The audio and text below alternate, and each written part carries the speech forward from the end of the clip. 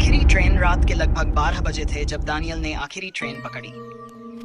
Platform सुनसान था, सिर्फ ठंडी हवा बह रही थी जो एक अजीब सिहरन पैदा कर रही थी। उसने अपना कोट कसकर पकड़ लिया और ट्रेन के अंदर कदम रखा। कुछ अजीब था।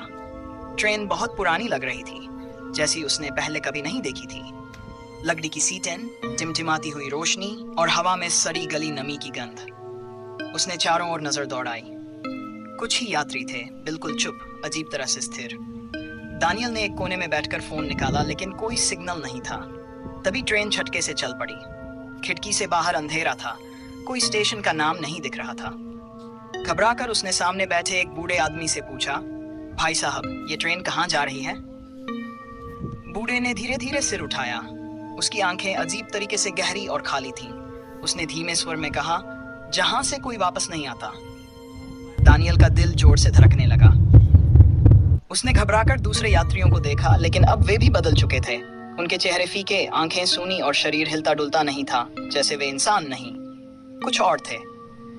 ट्रेन अब तेजी से चल रही थी। बाहर घना कोहरा छा गया था।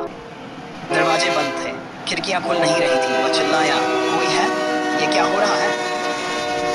तभी ट्रेन की बत्तियां एक झटके में बुझ गईं। अंधेरे में बस ठंडी फुसफुसाती आवाज आई, तुम अब हमारे साथ हो। दानियल की चीखें ट्रेन की सीटी में दब गई और फिर वह हमेशा के लिए अंधेरे में समा गया। अगली सुबह प्लेटफॉर्म पर कोई आखिरी ट्रेन नहीं आई और दानियल, उसका कोई नामो निशान नहीं मिला।